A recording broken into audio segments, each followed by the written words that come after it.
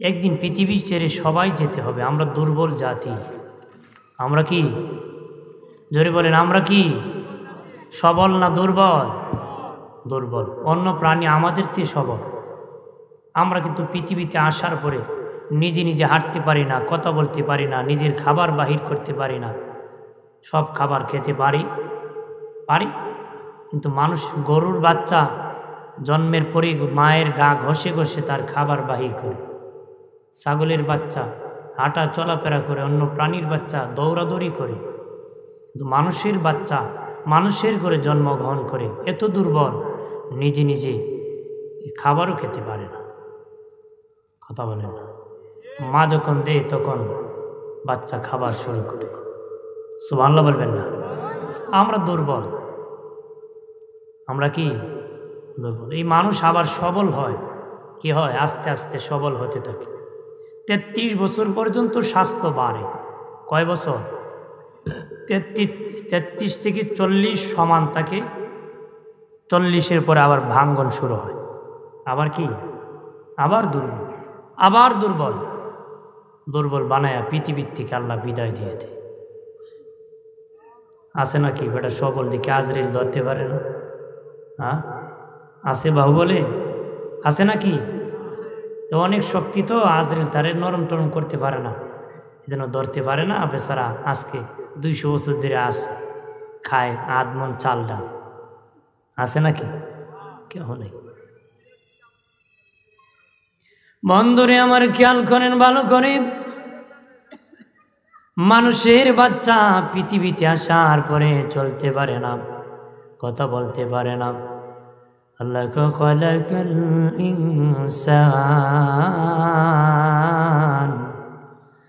আল্লামাহুল বায়ান। আল্লাহকে আমি মানুষ বানাইছি, যেই দেশে পাঠাইছি সেই দেশের ভাষা শিখার জ্ঞান দান করেছি। সেই ভাষায় কথা বলতে পারে। বন্ধুরে আমার, মাঠে যখন ছেলেরা খেলাধুলা করে রে, রেফারি বাঁশি বাজায় দেয়, খেলা শুরু হয়ে যায়। পার্সি শুরু হয়ে যায়। কে জিতবে কে জানি হেরে যায়। সময় যখন শেষ হয়ে যায়, রেফারি বাঁশি বাজায় দেয়, সময় নাই। রেফারি কি বাঁশি বাজায়? সময় নাই। ওই সময়ের ভিতরে যারা গোল দিবে তারা জিতবে, যারা দেয় নাই তারা হেরে যাবে গো। যারা হারবে তারা জিতবে না, যারা জিতবে তারা আর হারবে না। আল্লাহ পৃথিবীতে আমাকে আপনাকে পাঠাইছে সময় হায়াত পেয়ে, টাকার মালিক হওয়ার লোভে, কোটিপতি হওয়ার লোভে, লাখপতি হওয়ার লোভে, বক্তা হওয়ার লোভে, ইমাম হওয়ার লোভে, খতিব হওয়ার লোভে, বাবাজি কোটিপতি হওয়ার লোভে একটা বাসা রাখছি, আর একটা বানাবো হবিগঞ্জে, বানায় ঢাকাতে বানাবো, ঢাকায় বানাইয়া কানাডা বানাবো, আমেরিকা বানাবো, এইরকম বানাবো। একের রাখছি আর একের জমি রাখবো। পার্সি করতে করতে হঠাৎ মালাকুল মউত নামক রেফারি বাঁশি বাজায় দিবে, সময় নাই। কি বলবে? সময়। ওই দিন যারা ঈমান নিয়ে মরবে তারা আর বেঈমান হবে না। যারা বেঈমান হয়ে মরবে গো, তারা আর ঈমানদার হবে না। যারা আমল নিয়ে কবরে যাবে তারা বেআমলদার হবে না। যারা বেআমলদার হয়ে কবরে যাবে তার জীবনে কোনোদিন আমলদার হবে না। এই দুনিয়ার থেকে সব গোছায় কবরে যেতে হয়। কবরে নতুন করে আর ঈমান আর আমল হয় না রে। হবে নাকি? ধরেন এই মুহূর্তে কেউ মারা গেছে, আগামীকাল তার জানাজা হয়ে কবরে রাখবে, কারণ যেহেতু এখন মারা গেছে দাফন করবে না। যদি আসরে পরে করতেন এসার পরে করে নিত, এত রাত কাটাই তোকে, কথা হয় না। লাশটা মানুষের কাছে বোঝা হয়ে যায়, কঠিন বোঝা। সব সহ্য করে, কিন্তু মানুষের লাশ মাটির উপরে মানুষ সহ্য করতে পারে, এটা মাটির নিচে শান্তি, রিল্যাক্স। এই মুহূর্তে যদি কবরে রাখা হয় আর যদি প্রশ্ন করা হয়, তিনটারও একটাও যদি না দিতে পারে, বলেন কবরের শান্তি না অশান্তি? তখন যদি 2 হাত করে ফেরেশতা আমার যদি 3 দিনের সময় দিতে আমি একটু আমার দেশে যাইয়া আমল করে আসতাম। দিবনি না কব বিয়াই যাইঙ্গেন? হ্যাঁ দিব। তার মানে এখন প্রস্তুতি নিয়ে যেতে হবে, নতুন করে হবে, হবে নাকি?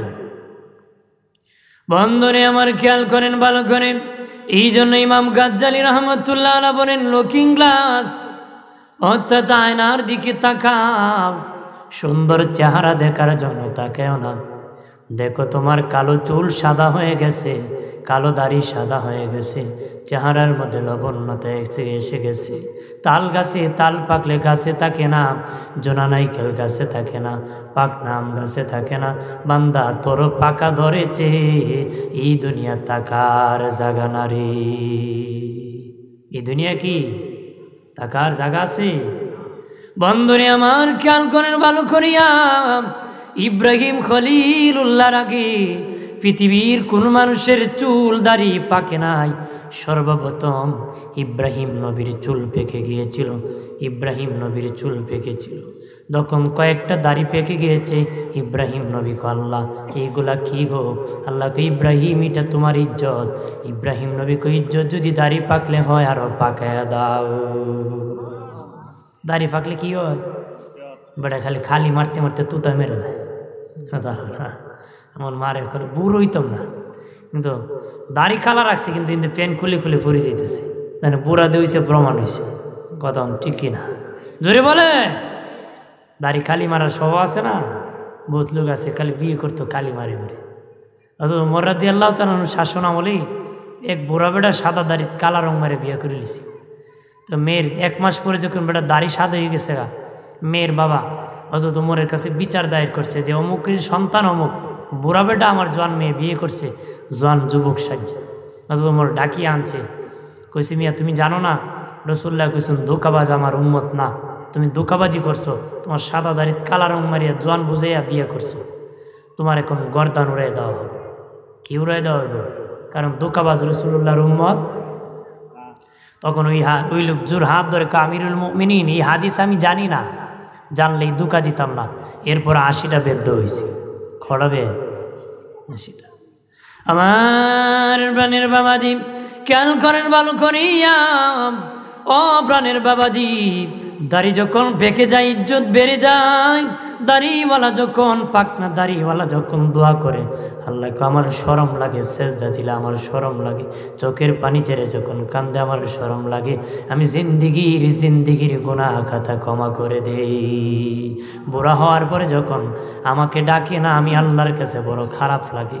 তার প্রতি বুঝি আমি গুসা হই যে জোয়ানকালে না যৌবনের কারণে আমাকে না ডাকতে পারলে, এখন বুড়া বানাইলাম, এরপরে তুই আমার ডাকস নারী। আল্লাহ আমি বুড়া লোকের প্রতি খুব কষ্ট পাই, এখন বুড়া বানাইলাম তারপর আমার ডাকে না।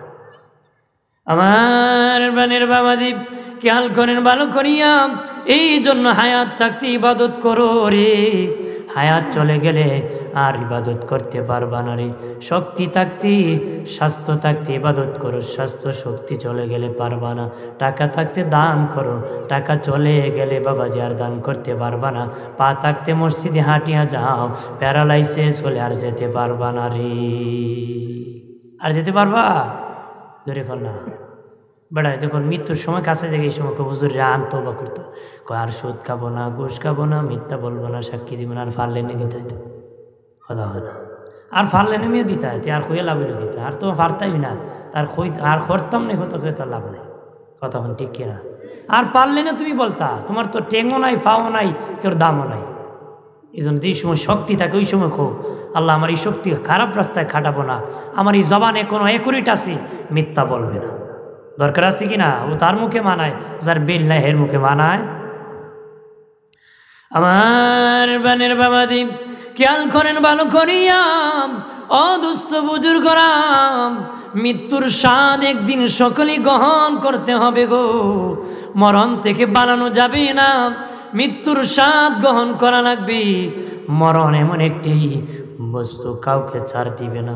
হায়াত পাবেন আপনি, ঠিক আছে, নাও ঠিক আছে, হতে পারে না হতে পারে, মৃত্যুটা নিশ্চিত, হায়াত নিশ্চিত না রে বাবাজি। মায়ের পেটে সন্তান জিন্দা ছিল, যখন পৃথিবীতে আসছে তখন মরে গেছে, আসার আগেই মরে গেছে, মৃত্যুটা ঠিকই হয়েছে, পৃথিবীর জিন্দিগির হায়াত পায় নাই, তার মানে মরণ নিশ্চিত, হায়াত নাও পাইতে পারো রে, হায়াত নাও পেতে পারো, মরণটা কিন্তু স্বাদ গ্রহণ করতে হবে, কিন্তু হায়াত নাও পেতে পারো, কথা হয় না।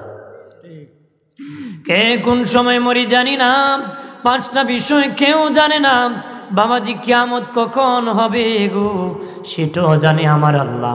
বাবাজি মায়ের পেটে ছেলে হবে না মেয়ে হবে এটাও জানে আমার আল্লাহ।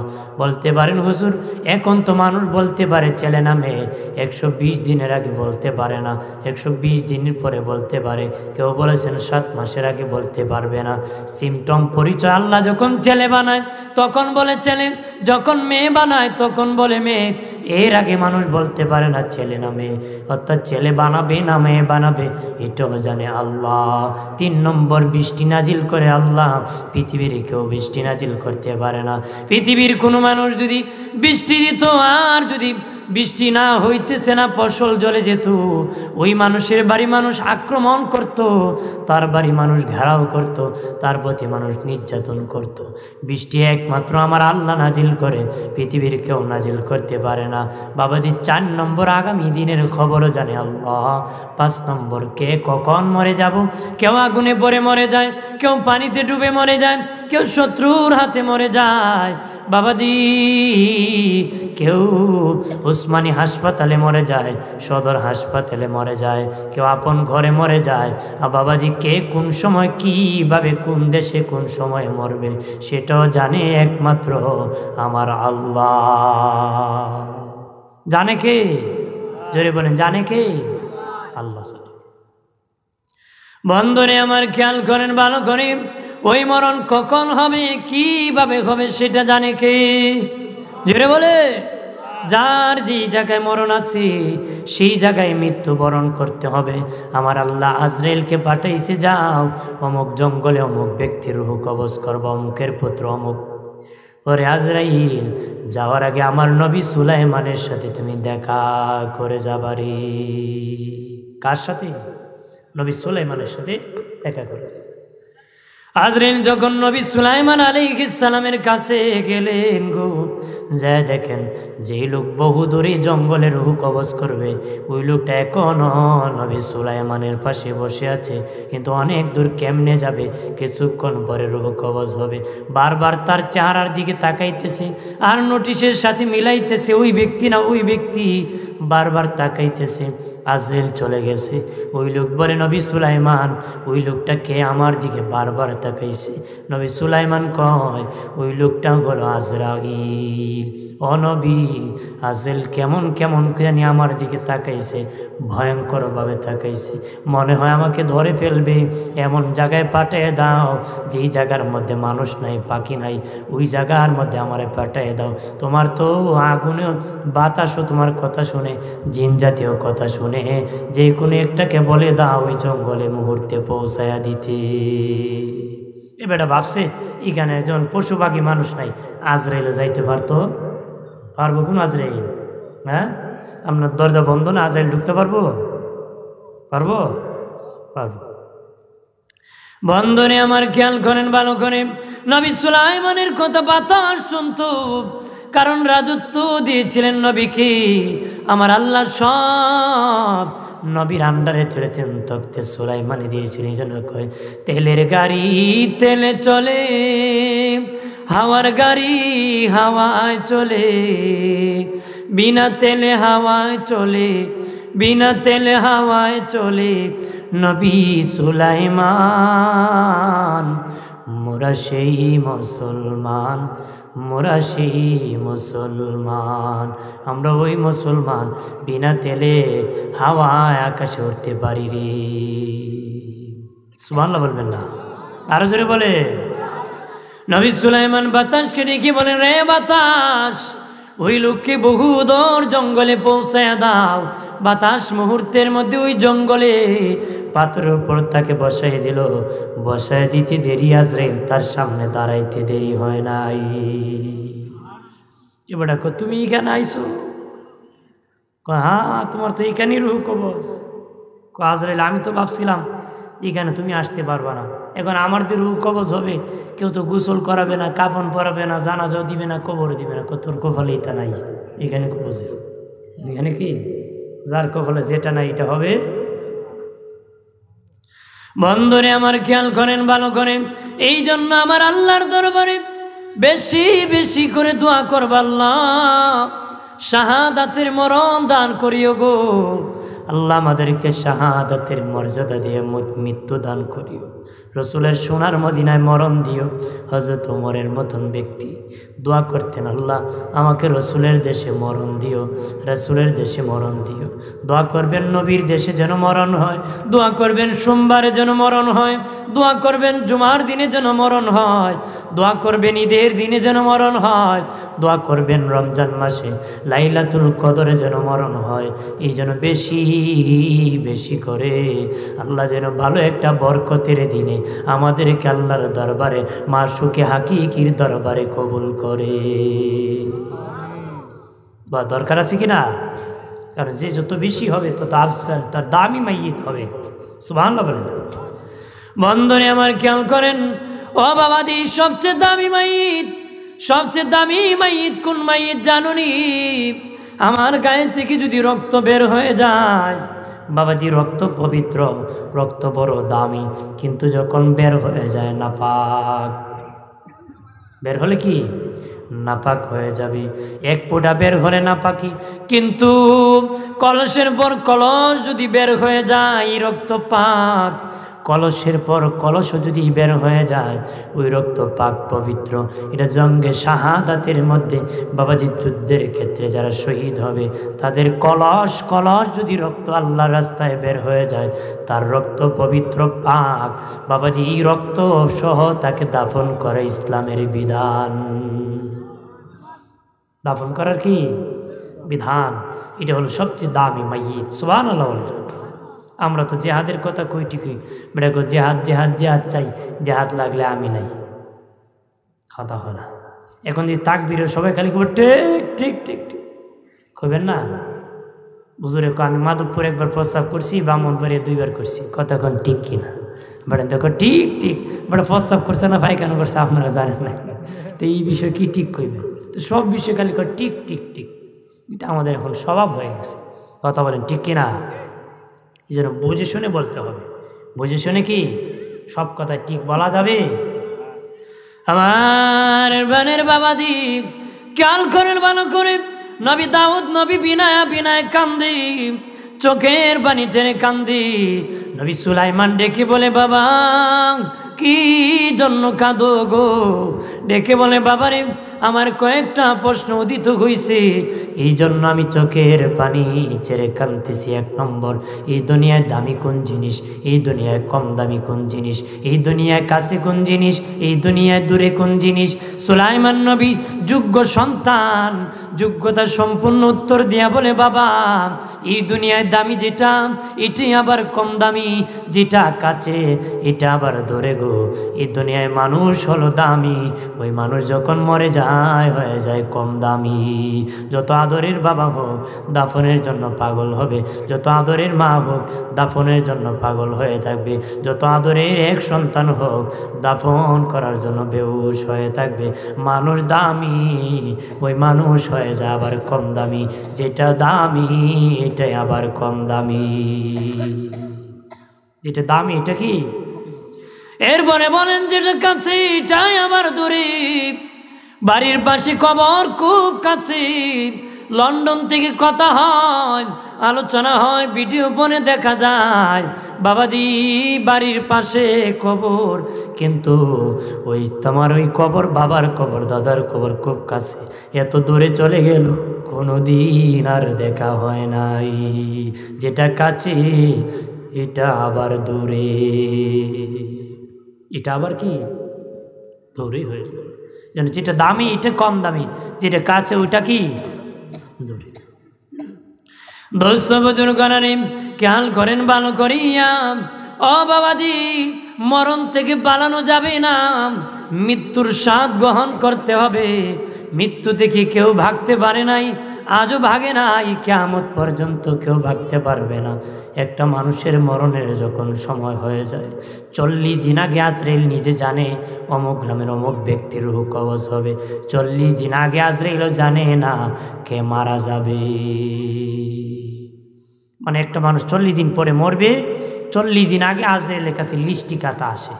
দেখবেন মানুষ মৃত্যুর কিছুদিন আগ থেকে আবল তাবল বলে কি না, অনেক সময় বলে এই দেখছি সেই দেখছি, আমার দাদারে দেখছি, বাবারে দেখছি, একটা বড় হুজুরে দেখছি, বলে কি না, অনেক কিছু উল্টো পাল্টা বলে মানুষ। দেখছি, সত্যি দেখে, আপনি দেখবেন না, তাকে মালাকুল মউত আসিয়া সিগন্যাল দিতে থাকে 40 দিন আগ থেকে, 40 দিন আগ থেকে।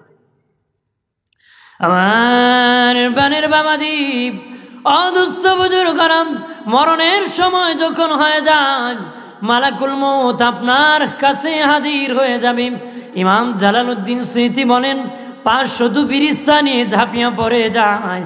জান্নাতি হলে রাইহানি ফুলদানি নিয়ে মিছিল সহকারে জান্নাতি ফেরেশতারা আসে, মারহাবা স্বাগত জানানোর জন্য আসে। রূহ কবজ করতে যখন আসে, হাতের লাইন কেটে দেয়, পায়ের লাইন কেটে দেয়। পায়ের লাইন কাটলে পা নাড়া বন্ধ হয়ে যায়, হাতের লাইন কাটলে হাত নাড়া বন্ধ হয়ে যায়। বাবাজি, এইভাবে নড়াচড়া বন্ধ হয়ে দেখবেন বুকটার মধ্যে একটু নড়াচড়া করতেছে। মানুষ বলে রূহ এসে গেছে, শেষের দিকে চলে গেছে। আল্লাহ মানুষের ভিতরে রূহ দিয়া একটা হুকুম দিয়েছেন, বেলুনের ভিতর পা পু দিয়ে বাতার দিয়ে মাথা যেমন গিট্টু দিয়ে দেই, আমার আল্লাহ রূহ ভিতর দিয়ে একটা হুকুম করে দিয়েছেন। হুকুমটা হলো একটা গিট্টু, একটা ভিড় দিয়েছেন। আল্লাহ হুকুম করার সাথে সাথে ওই রূহটা ভিতর থেকে বাহির হয়ে যায়। আরো জোরে বলেন না। আমার আল্লাহর হুকুমের আগে বের হতে পারে না, হতে পারে না রে। রূহ কবজ করতে চায় জবান দিয়ে, মুখ বলে না না, জবান দিয়ে সুবহানাল্লাহ বলেছে, আল্লাহু আকবার বলেছে, কোরআন তেলাওয়াত করেছে, আজান দিয়েছে, একামত দিয়েছে, মাহফিলে গিয়েছে, খেদমত করেছে, সৎ কাজে আদেশ করেছে, অসৎ কাজে নিষেধ করেছে। এই মুখ দিয়া কবজ করতে দিব না। আজরাইল চায় পা হাত দিয়া কবজ করতে, হাত বলে না না, হাত দিয়া দান করেছে, নেক কাজ করেছে, কোরআন ধরেছে, ভালো কাজ করেছে, এই হাত দিয়া কবজ করতে দিব না। পা দিয়া কবজ করতে চায়, পা বলে না না, পা দিয়া মাহফিলে গিয়েছে, মসজিদে গিয়েছে, দিনের কাজে গিয়েছে, এই পা দিয়া রূহ কবজ করতে দিব না। কান দিয়া চায় রূহ কবজ করতে, কান বলে না, আজান শুনে শুনে মসজিদে গিয়েছে। এই কান দিয়ে এত ভালো বান্দার রূহ কবজ করতে দিব না রে। আজরাইল ব্যর্থ হইয়া আল্লাহর দরবারে গিয়ে বলবে আল্লাহ, চিৎকার দিয়া বলেন আল্লাহ, আর জবান খুলে বলেন আল্লাহ, আর আওয়াজ করে বলেন ইয়া রাসূলুল্লাহ। আজরাইল বলবে মালিক, ও মালিক, আল্লাহ তোমার বান্দা বান্দির রূহ কবজ করতে পারি না, যেই দিকে চাই সেই দিকে বাধা গো। আল্লাহ বলবেন যা যা যা, আমার বান্দার হাত আমার জন্য দিয়ে দিছে, আমার বান্দার মুখ আমার জন্য দিয়ে দিছে, আমার বান্দার কান আমি আল্লাহর কুদরতি কান হয়ে গেছে, আমি আল্লাহর, আমার বান্দার পা আমার কুদরতি পা হয়ে গেছে, আমার বান্দার জবান আমার কুদরতি জবান হয়ে গেছে, আমার বান্দার কান আমার কুদরতি কান হয়ে গেছে, এই জন্য কবজ করতে পারবে না রে। যা যা আজরাইল, আমার বান্দার সামনে তোর হাতের মধ্যে আমি আল্লাহর ইসমে জাতের নামটা ধরবে, আমার নাম ডেকে আমার বান্দা আমার নামের সাথে বিলীন হয়ে যাবে, বেহুশ হয়ে যাবে, পানা হয়ে যাবে, সাথে সাথে তার রূহ কবজ হয়ে যাবে। আরো জোরে বলে, কারণ আল্লাহকে যারা দেখেছে তারা আল্লাহর নামে পানা হয়ে যায়, বিলীন হয়ে যায়। হযরত আলী রাদিয়াল্লাহু তাআলা আনহুকে জিজ্ঞাসা করা হয়েছিল, আলী তুমি যে নামাজ পড়ো রে, আল্লাহরে দেখো নি? আলী বলেছিলেন আমি ওই আল্লাহকে সেজদা করি না যে আল্লাহকে আমি আলী দেখি না রে, আমি আল্লাহকে দেখে দেখে সেজদা করি। উনি জিহাদের মাঠে যখন তীর ঢুকে যেত, তীরগুলা খুলতে দিতেন না, বলতেন না না খুলতে দিব না, অনেক ব্যথা হয়। আলী যখন নামাজে দাঁড়াইতেন, নবী বলতেন বাবা সাহাবীরা রে, আমার আলীর তীরগুলা টেনে টেনে কুলোরে। আমার আলী নামাজে দাঁড়াইলে তার অন্তর শীতল হয়ে যায়, আমার আল্লাহর নামে বিলীন হয়ে যায়, সে টের পাবে না, আল্লাহর ভালোবাসার সমুদ্রে ডুব দিয়ে দে। তখন নামাজে যখন দাঁড়ায় যেত, সাহাবীরা টানিয়া টানিয়া শীটগুলা খুলে ফেলতো, এগুলাই খুলে ফেলতো। নামাজ শেষে দেখতেন এগুলা নাই, নামাজের মধ্যে উনি টেরও পেতেন না। এর আগে কিন্তু অনেক ব্যথা হতো, নামাজে টের পেতেন না। উনি বলতেন সাহাবীরা রে, আমি যদি জিহাদের মাঠের মধ্যে শহীদ হয়ে যেতাম, তাহলে তো এইগুলা সহ নবী কবরে নামাই দিত রে। আমার এইগুলা কেন করলাম? কারণ এইগুলা নিয়ে আমি হাসরের মাঠে উঠবো, এইগুলা আমার জান্নাতে যাওয়ার জন্য সাক্ষী হবে রে। আরো জোরে কর। বন্ধুরে আমার, খেয়াল করেন ভালো করিয়াম, ও প্রাণের বাবাজি খেয়াল করো রে ভালোভাবে। এইভাবে আলী রাদিয়াল্লাহু শীতল হয়ে যেত, আর জান্নাতীরা রূহ কবজের জন্য আল্লাহর জন্য শীতল হয়ে যাবে। আরেক রাওয়ায়াতে আসছে জান্নাত দেখানো হবে, আরেক রাওয়ায়াতে আসছে যারা নবীর আশিক, নবীর খাঁটি উম্মত, তার মরণের সময় আমার নূরের নবী তার সামনে হাজির হয়ে যাবে।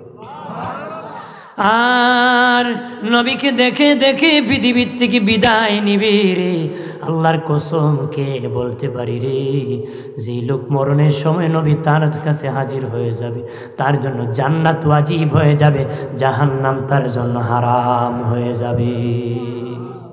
আরো আস্তে খোলে, জোরে খোলে, আরো জোরে। ভয় পাই না তো সুবহানাল্লাহ হইতে, বউ লোক আছে বোর্ড ডরে কয় না সুবহানাল্লাহ।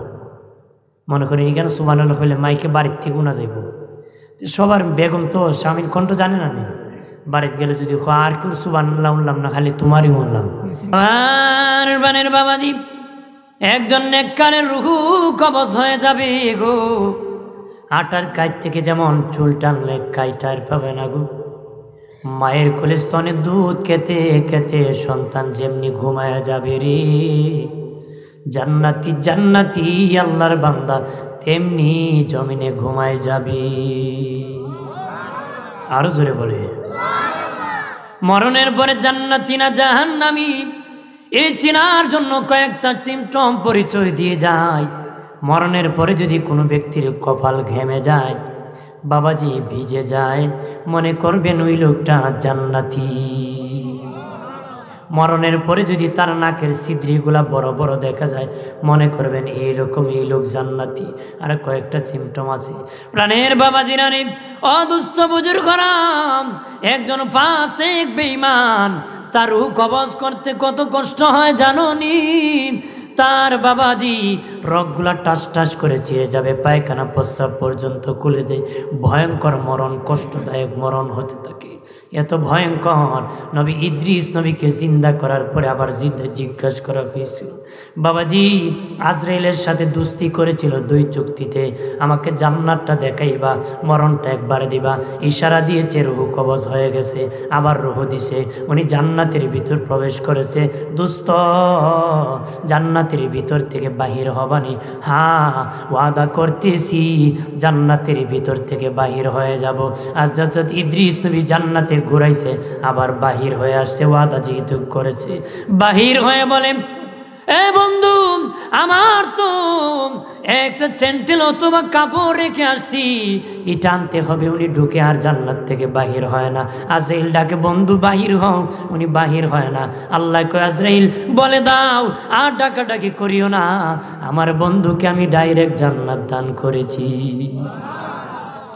এই জন্য ইদ্রিস নবীর ইন্তেকাল হয়েছে, গোসল হয় নাই, কাফন হয় নাই, জানাজা হয় নাই, কবর হয় নাই।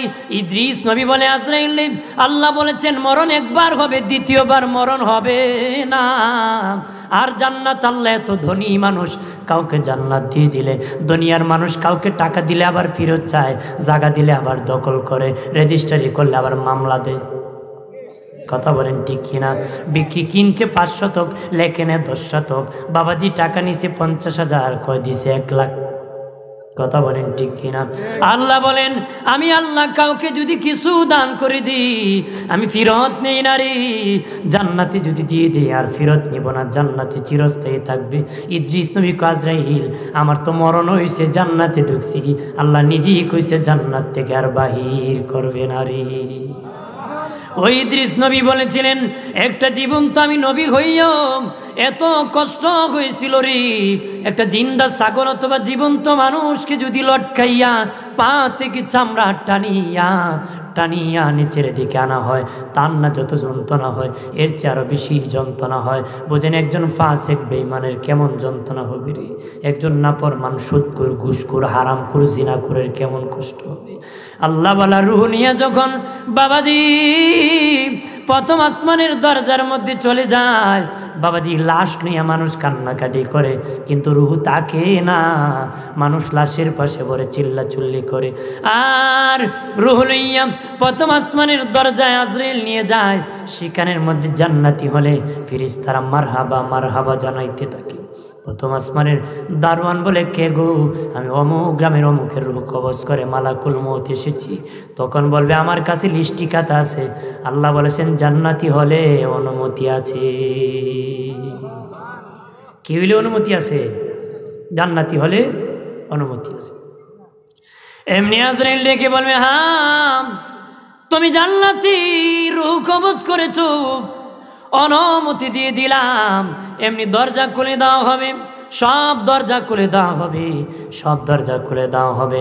আল্লাহর জান্নাতের দরজা খুলে দেওয়া হবে, জান্নাতের ভিতরে রূহ ঘোরাঘুরি করবে। বাবাজি আসার সময় নিজে আজরাইল নিজ হাতে ওই লোকের নামটা জান্নাতীদের লিস্টিতে উঠায়া দিবে। আরো জোরে কম। রূহ নিয়ে জমিনে আসবে, আর একজন ফাসিকের বেঈমানের রূহ নিয়ে যখন প্রথম আসমানের দরজায় যায়, ওই দারোয়ান ফেরেশতা বলে না না না, আল্লাহ নোটিশ করে দিয়েছে এমন নাফরমান আসলে যেন অনুমতি দিই না। বাবাজি রূহ নিয়ে জমিনে আসে, জমিনের 6 মাইল পর্যন্ত নরম মাটি, এরপরে তামার পাহাড়, সীসার পাহাড়, লোহার পাহাড়, 28 মাইল নিচে সিদ্দিন, তারপরে জাহান্নাম। ওই জাহান্নামের দরজা খুলে যাবে, রূহ নিয়ে জমিনের মধ্যে জাহান্নামে ঢুকে যাবে, জাহান্নাম ঘোরাবে, রূহ নিয়ে জমিনের মধ্যে ঘোরাঘুরি করবে। রূহ আসিয়া দেখবে কেউ বাঁশ কাটতেছে, কেউ গরম পানি করতেছে, কেউ কাফন কিনতে আনছে, কেউ চিল্লাচিল্লি করে কান্নাকাটি করতেছে। আমাদের আম্মা হযরত আয়েশা সিদ্দিকা বলেন ইয়া রাসূলুল্লাহ নবী, আমি আয়েশা জানতে চাই গো মানুষের ইন্তেকালের পরে সবচেয়ে বেশি দুঃখের সময় কোনটা, কষ্টের সময় কোনটা, যন্ত্রণার সময় কোনটা গো নবী? নবী বলেন আয়েশা রে, মানুষের ইন্তেকালের পরে দাফনের আগে 3টা মারাত্মক যন্ত্রণার সময় আছে রে। কয়টা? 1 নম্বর যন্ত্রণা নবী বলেন যখন মানুষ মরে যায় তোর গায়ের জামা কাপড় যখন টানিয়া টানিয়া কুলা হয় রে, যখন লুঙ্গিগুলা টানিয়া টানিয়া কুলা হবে, গেঞ্জিগুলা খেসি দিয়া যখন কাটা হবে, এইভাবে যখন টানিয়া টানিয়া খুলে দেওয়া হয় রে, মুর্দার রূহ চিৎকার দিয়ে কান্নাকাটি করে বাবা আর জীবনে কোনোদিন আমি বাবা লুঙ্গি পরবো না রে, আর তো জীবনে গেঞ্জি গায়ে দিব না রে, আর তো জীবনে শার্ট গায়ে দিব না, আমার আর কিছুক্ষণ সময় জামা কাপড়টা পরতে দাও। নবী বলেন আয়েশা পৃথিবীর কেউ মানে না না না, কেসি দিয়া কাটা শুরু করে দেয়, টানিয়া টানিয়া সব খুলে দেওয়া হয়। এই হলো এই সময় রূহ চিৎকার দিয়ে কান্নাকাটি করে। ইন্তেকালের পরে 1 নম্বর যন্ত্রণা, একটু চিল্লায় বলেন আল্লাহু আকবার। 2 নম্বর যন্ত্রণা হলো নবী বলেন রে শাম, যখন লাশটা উঁচু জায়গা থেকে নিচু জায়গায় নামায়া দেওয়া হয়, আমিরুল মুমিনিন খলিফাতুল মুসলিমিন ওমর ফারুক রাদিয়াল্লাহু তাআলা আনহু বলেন, পৃথিবীর মানুষ, তোমার বাবা মরে যাক, মা মরে যাক, নিচু জায়গার মধ্যে নামায় দিও না, ঢালার মধ্যে নামায় দিও না, একটু উঁচু জায়গার মধ্যে লাশটা রাখিও রে, সম্মানের সাথে তার লাশটা রাখিও, ওই পায়ের নিচের মধ্যে লাশটা ফেলে দিও না। অনেক বাবা আছে, মা মরে গেছে, বাবা মরে গেছে, কার থেকে নামাইয়া ঢালার মধ্যে নিয়ে মানুষের পায়ের সমানে লাশটা রেখে দেয়। দিনে নবী বলেন, আয়েশা রে, এরে আয়েশা, যখন খাট থেকে লাশটা নামায় দেওয়া হয় তখন মুর্দার রূহ চিৎকার দিয়া বলে, বাবারে, এই খাট বানাইছি আমি বড় কষ্ট করি, জীবনে কোনোদিন খাটের মধ্যে ঘুমাবো না রে। বহু বাবার সন্তান আছেন, বাবা মরে গেছে, খাটটা বাহিরে ফেলে দিছে, বাবা মরে গেছে, খাটটা উল্টায় দিছে, বাবা যেটাই মরছে থাকবে দূরের কথা, গড়ে রাখতে রাজি না রে। কথা হয় না? জোরে বলেন না, আছে কি না? আছে।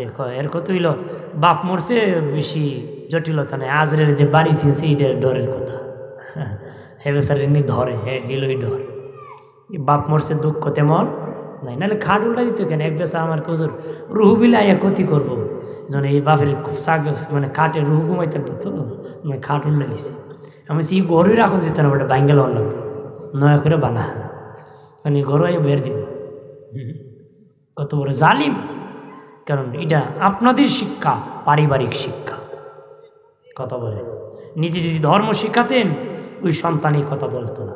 যদি বাপ মরছে, মানুষ তেলাওয়াত করে, কেউ কান্না করে, কেউ তসবি পড়ে, হে বেটার ফুলা বিড়ি টানে, যে বাপ মরছে হে বিড়ি টানে, মানুষকে ই কী করস, আমার ইডি গাইছে আমি ইটা করি, ই গাইছি আমার ইডিয়া। তা আপনি যেটাই গাইবেন ইডি করবো, যেটাই গাইবেন। যদি তেলাওয়াত শিখে যান, আপনার পাশে তেলাওয়াত করবে, বাপি পুতি মিলে যদি ধরান, হ্যাঁ ধরাইব। কথা হয় না? এই জন্য বাপ ভালো তো বেটা ভালো, মা ভালো তো মেয়ে, গাই ভালো তার বাছুর ভালো, দুধ ভালো তার ঘি ভালো। কথা হয় না? ধরে বলেন না। বন্ধুরে আমার, খেয়াল করেন ভালো করে, অপ্রাণের বাবাজি খেয়াল করো রে। নবী বলেন, যখন লাশ নিচু জায়গার মধ্যে নামায় দে, রুহ চিৎকার দিয়ে কান্নাকাটি করে। নবী বলেন, আয়েশা রে, এই হলো 2 নম্বর যন্ত্রণা। রুহ চিৎকার দিয়ে কান্নাকাটি করে, একটু চিল্লায়া জবান খুলে বলেন আল্লাহু আকবার। 3 নম্বর যন্ত্রণা হলো, নবী বলেন, রে আয়েশা, 3 নম্বর যন্ত্রণা হলো লাশটা যখন দরিয়া দরিয়া ঘর থেকে বাহির করা হয় রে, দরিয়া দরিয়া যখন ঘর থেকে বাহির করা হয়, তখন মুর্দার রুহ চিৎকার দিয়া বলে, বাবা, এই ঘর বানানোর জন্য প্রবাসী জিন্দিগি করেছি, কৃষি কাজ করেছি, বৃষ্টি ভিজেছি, রোদ্রে শুকাইছি, টালাগাড়ি ড্রাইভিং করেছি, রিক্সা চালাইছি, মানুষের বাড়ি কত ধাবড়ি শুনছি, গালি শুনছি, পিটানো খাইছি, এরপরে পরিশ্রম করে ঘর বানাইছি, সীমানা ঠিক করতে কত ধাক্কা ধাক্কি করছি। আমি বাবা তো জীবনে ঘরের মধ্যে আসবো না, আর জীবনে এই ঘরের মধ্যে ঘুমাবো না রে। ও আব্বা, ঘর বানাতে বড় মেহনত করেছি, কত পরিশ্রম করেছি, কত নামাজ কাজা করছি এই ঘরের কাজ করতে রে। আমার কিছুক্ষণ সময় ঘরের মধ্যে থাকতে দাও, কিছুক্ষণ সময় থাকতে দাও বাবাজি। বহু সন্তান আছে, বাবা হাসপাতালে মরে গেছে, ঘরের ভিতরে ঢুকায় না, বারান্দায় ঢুকায় না, বাড়ির আঙ্গিনার মধ্যে রেখে নিয়ে যায়, বৃষ্টি তুফান আসতেছে, ঘরের ভিতরে বাবার লাশ নেয় নাই। কথা হয় না? আছে কি না? বন্ধুরে আমার, খেয়াল করেন ভালো করিয়া, নবী বলেন, আয়েশা রে, যখন রুহ ঘরের ভিতর থেকে লাশটা বাহির করা হয়, রুহ চিৎকার দিয়ে কান্নাকাটি করে আর হাওমা করে বলে, বাবা, কিছুক্ষণ সময় থাকতে দাও, পৃথিবীর কেউ মানে না, লাশটা বাহির ঘর থেকে বাহির করে দে। এই হলো ইন্তেকালের পরে 3 নম্বর যন্ত্রণা। একটু চিল্লায় জবান খুলে বলেন সুবহানাল্লাহ। বন্ধুরে আমার খেয়াল করেন ভালো করিয়া, মানুষ কাঁদতেছে ভালো বলতেছে, আর ফাসিকের লাশ ডাকিয়া বলে, বেঈমানের লাশ, বেঈমানের রূহ ডেকে বলে, তোমরা কান্দো কেন রে? আমি তো জানি এই লোক জাহান্নামী, তোমরা যদি জানতা এর জন্য কান্না করতা না। ওরে কবর যারা খনন করতেছো, আমি দেখি আসছি এই লোক জাহান্নামী, তোমরা যদি জানতা এত কষ্ট করে তার কবর খনন করতা না। এইভাবে বলতে থাকে যারা জানাজায় আসে, বলে আমি জানি ও জাহান্নামী, তোমরা যদি জানতা তার জানাজায় আসতা না রে। এইভাবে বলতে থাকে, আর জান্নাতি রূহ বলতে থাকে, ওই লোক জান্নাতি, তোদের ভাগ্য বল ভালো রে, জান্নাতির জানাজায় তোরা শরীক হইছ রে। আরো জোরে বলে। বন্ধুরে আমার খেয়াল করেন ভালো করে, নবী বলেন জানাজার ময়দানে রূহ সকল জানাজার মুসল্লির উদ্দেশ্যে ভাষণ দান করে। আল্লাহু আকবার বলে না, বলে জানাজার মুসল্লিরা, তোমরা যারা এসেছো যদি জান্নাতি হয়, তখন বলে তোদের ভাগ্য ভালো, আমি যেই পথে চলেছি তোমরা সেই পথে চলবা। জাহান্নামী হয়ে বলবে, আমি খারাপ পথে চলেছি, তোমরা সেই পথে চলিও না, হক পথে চলবা, বেহকের কাছে যাইবা না, হকের দাওয়াত দিবা, হকের আলোচনা করবারে। এইরকম ভাবে বলতে থাকে, বাবা ভাষণ দিতে থাকে। বন্ধুরে আমার রূহ সাথে সাথে কবর খনন করা হয়, কবর খনন করা হয়। ইমাম গাজ্জালী রহমতুল্লাহ আলাইহি ওনার কিতাবের মধ্যে লিখেছেন, বাবাজি এক ব্যক্তির কবর খনন করতে যাইয়া প্রথম খনন করছে, কবর খনন করে দেখে কিছুক্ষণ যাওয়ার পরে নরম নরম লাগতেছে, দেখে এক অজাগর সাপের মতন গর্তের মধ্যে ভর্তি আছে। তারা মাটি চাপা দিয়ে একটু দূর গিয়ে একটা কবর খনন করছে, তখন কবর খনন করে দেখে এই লোকটি এইখানের মধ্যে আবার অজাগর সাপ আছে। কয়েক মাইল দূর যাইয়া তারা কবর খনন করছে, এইখানে যাইয়া দেখে আবার অজাগর সাপ। নাউজুবিল্লাহ। ওই যুগের যিনি ইমাম ছিলেন ওনার কাছে যাওয়া হলো, ওনাকে বললো এইভাবে ওই লোকের কবরের মধ্যে অজাগর সাপ পেয়েছি। উনি বলেন লোক কি করতো, খবর নিয়ে দেখে তার সুদের কারবার ছিল, ঘুষের কারবার ছিল। উনি বলেন তার যে জায়গায় খবর খনন করো রে, সেই জায়গার মধ্যে অজাগর সাপ আসবে। অজাগর সাপের খাবার হলো সে প্রথম যে কবরটা খনন করেছিল, ওই কবরই অজাগর সাপের মুখে তার লাশটা ছেড়ে দাও। একটু চিল্লায় বলেন নাউজুবিল্লাহ। তাহলে আজাব দুনিয়ার থেকে আল্লাহ কিছু না কিছু দেখায়, কথা বলেন ঠিক কিনা? আমার বানের বাবাজি, ওই জান্নাতি যাদেরকে দাফন করা হবে, মাটি চাপা দেওয়া হবে, মুনকার নাকির আসার আগে দুইজন ফেরেশতা আছে, নাজির এবং বাশি। দুইজন ফেরেশতা আসে গো কম্পেয়ার করার জন্য, তুমি ভালো না মন্দ সেটা রেকর্ড করার জন্য, দেখার জন্য। মুনকার নাকির আসার আগে আরো দুইজন ফেরেশতা আসে, তারা আসিয়া মার্ক করে যায় ওই লোকটা কেমন, জান্নাতি না জাহান্নামী, এটা তার সিমটম দেখে, পরিচয় দেখে মার্ক করে নেয়। তারপরে মুনকার নাকির আসে। দিনের নবী বলেন, বাবা সাহাবীরানি, কবরে যখন জিন্দা করা হবে রে, মুনকার নাকির ভয়াবহ রূপ ধরে তোমাদের কবরের মধ্যে হাজির হয়ে যাবে, ভয়াবহ রূপ ধরে নাজিল হয়ে যাবে। নবী বলেন, বাবা সাহাবীরা, তোমাদের সামনে 5টা মহা বিপদ আছে রে, কঠিন বিপদ তোমাদের সামনে আছে। ওরে বাহুবলের মুসলিম জনতা ভালোভাবে শুনে নাও, আমারও 5টা বিপদ সামনে আছে, আপনাদেরও আছে, আমার বন্ধুরও আছে, মাহাদিরও আছে, খতিব সাহেব যারা আছেন আপনাদেরও আছে, ইমাম সাহেব যারা আছেন, হাজি সাহেব যারা আছেন, যুবক বন্ধু যারা আছো, সকলের সামনে এই মহা বিপদ রয়েছে রে, কঠিন বিপদ আছে রে। এই 5টা বিপদ, প্রথম বিপদ হলো মরণ যন্ত্রণা, দ্বিতীয় বিপদ হলো মুনকার নাকির ভয়াবহ রূপ, তৃতীয় বিপদ হলো কবরের মাটির চাপ, চতুর্থ বিপদ নবী বলেন মিজানের পাল্লা, পঞ্চম বিপদ ফুলসিরাতের ঘাটের মধ্যে। নবী বলেন মরণ যন্ত্রণা কেমনে পার হবো? সাহাবীরা বলে, নবীজি এই 5টা বিপদ থেকে কেমনে বাঁচবো, ভয়াবহ মোকাবেলা কেমনে করব? নবী বলেন, বাবা সাহাবীরা, 5টা কাজ করলে রে, আমার উম্মত যদি 5টা কাজ করে তারা 5টা বিপদ থেকে বাঁচতে পারবে। 1 নম্বর মরণ যন্ত্রণা, এই যন্ত্রণার থেকে বাঁচতে গেলে ফজরের নামাজ পড়তে হবে। যারা ফজরের নামাজ পড়বে তার মরণ যন্ত্রণা হবে না, জান্নাতি জান্নাতি হয়ে যাবে। দুই নম্বর, নবী বলেন কবরে মুনকার নাকির ভয়াবহ রূপ ধরবে রে বাবা সাবি। ওই মুনকার নাকির ভয়াবহ রূপ থেকে বাঁচার জন্য, ভয়াবহ রূপ থেকে বাঁচার জন্য কেমনে বাঁচবা জানুনি? তোমরা যদি জোহরের নামাজ পড়ো, কবরে যখন জিন্দা করা হবে, রুহু মুনকার নাকির স্বাভাবিক রূপে তোমাদের কবরে হাজির হয়ে যাবে, স্বাভাবিক রূপে হাজির হয়ে যাবে। আর স্বাভাবিক দেখলে, আর যদি জোহরের নামাজ না পড়ো, তার ভয়ঙ্কর রূপ দেখে তোমাদের ভয় এসে যাবে, কম্পন এসে যাবে, ভয়তে প্রশ্ন ভুলে যাবে রে। জোহরের নামাজ যদি পড়তে পারো, মুনকার নাকির ভয়াবহ হবে না, স্বাভাবিক রূপে হাজির হয়ে যাবে। আল্লাহু আকবার বলেন না। এরপরে বাবাজি কবর চাপ দিবে। নবী বলেন 3 নম্বর বিপদ, কবর চাপ দিবি। ডান দিকের হার বাম দিকে যাবেন। আল্লাহর ওলিকে কবর চাপ দিবি, মমিনকে চাপ দিবি, ফাসিককে চাপ দিবি। আল্লাহর ওলিকে কবর কেমনে চাপ দিবি?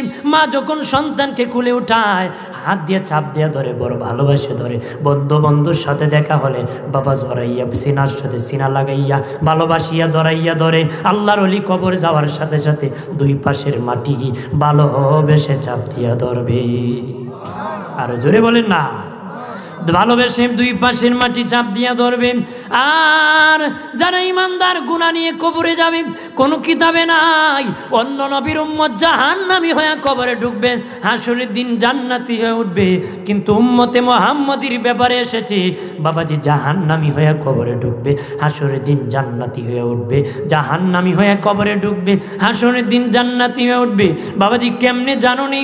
বাবা কবরের পাশে 2 পাশের মাটি রে এমন চাপা দিবে রে, চাপার ছুটে ওই পরিমাণ চাপা দিলে, যে পরিমাণ চাপা দিলে জীবনের গুনাহ মাফ হয়ে যাবে, ওই পরিমাণ চাপ দিয়ে তাকে কষ্ট দিয়া জীবনের গুনাহ ক্ষমা করাইয়া হাসরের মাঠে জান্নাতি বানায় আল্লাহ উঠাবে।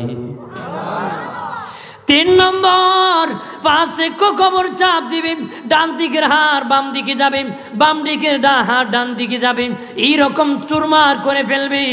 আমাদের দেশে অনেক নাস্তিক আছে, তারা বলে কবরের আযাব বলতে কিছু নাই, আল্লাহ বলতে কিছু নাই, স্রষ্টা বলতে কিছু নাই, কবর বলতে কিছু নাই, আখিরাত বলতে কিছু নাই। নাউজুবিল্লাহ বলেন না। আর জোরে বলেন।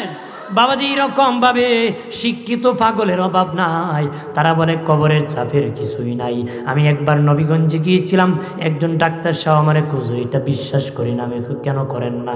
আমার পাশের গ্রামের এক ব্যক্তি 18 খুন করেছিল, তাকে যখন কবরে রাখা হয়েছে 18 দিন পরে পুলিশ তার লাশ খুঁজিয়া নিছে, কিন্তু আমি তার লাশ দেখছি, তার কাফনের মধ্যে একটা মাটিও লাগে নাই। কবর দিয়ে চাপ দিল, 18 খুন হয়ে কবরে গেল, কিন্তু চাপ দিলে তো রুই রুই হওয়ার কথা বলেন আপনারা, কাফন ভরিয়ে যাওয়ার কথা, কাফনে মাটিও লাগে নাই।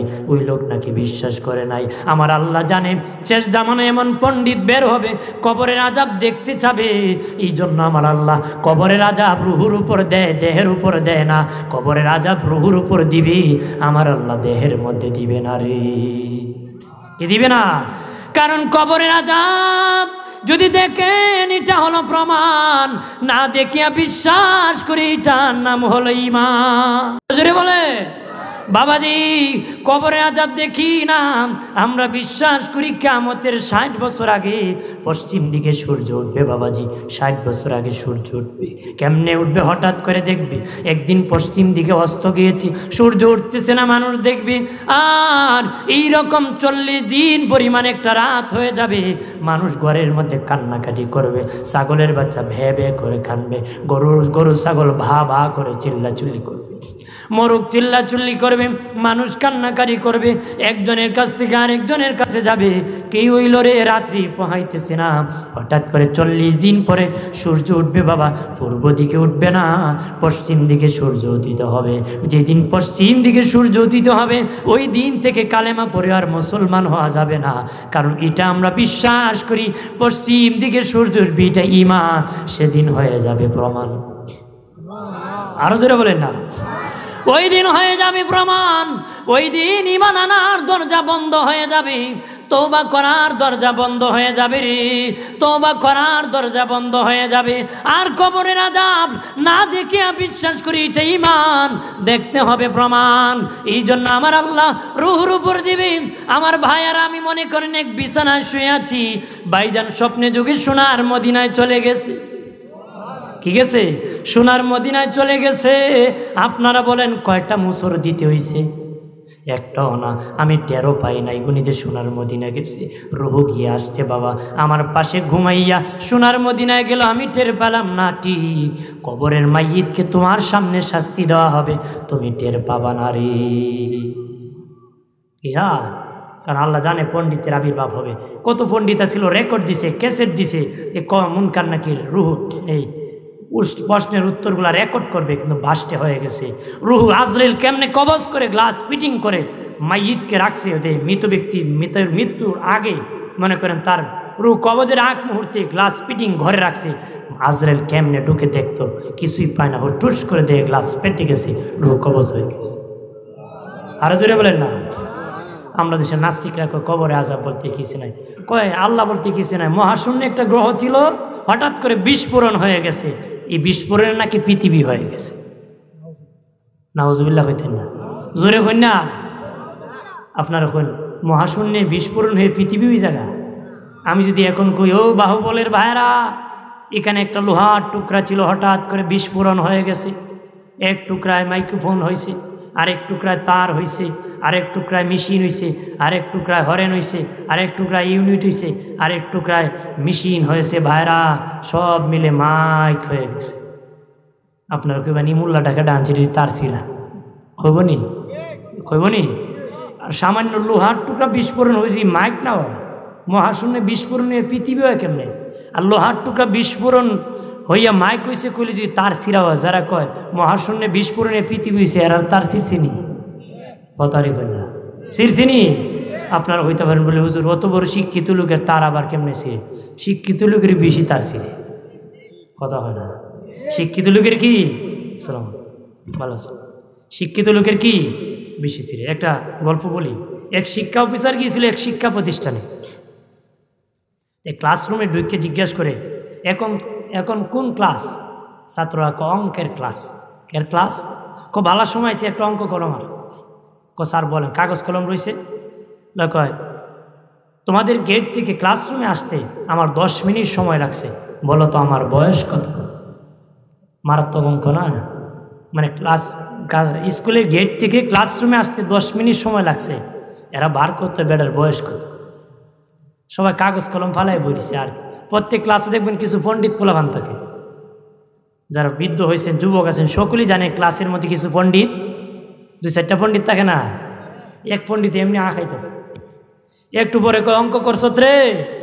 এক স্যার আমি করছি। পণ্ডিতে কি কয়? বয়স বার করছ? করছি। আপনার আমার বয়স কত? স্যার আপনার বয়স 60। আন্তাজি কইছে লাগিয়ে গেছি, আন্তাজি কইছে। করে অঙ্ক করতে সূত্র লাগে, কোন সূত্রে অঙ্ক করছ? কোন সূত্রে করছো অঙ্ক? করতে সূত্র লাগে না? লাগে। কোন সূত্রে করছো অঙ্ক? অবশ্যই স্যার সূত্র আছে, বিনা সূত্রে অঙ্ক করি নাই। কি সূত্র? আমার বাড়ির পাশে আমার একটা চাচাতো ভাই আছে, আধা পাগল, এর বয়স 30, আপনি পুরা পাগল, বয়স 60। কারণ আধা পাগলের বয়স যদি 30 হয়, পুরা পাগলের বয়স কত? নাস্তিকরা পুরা পাগল।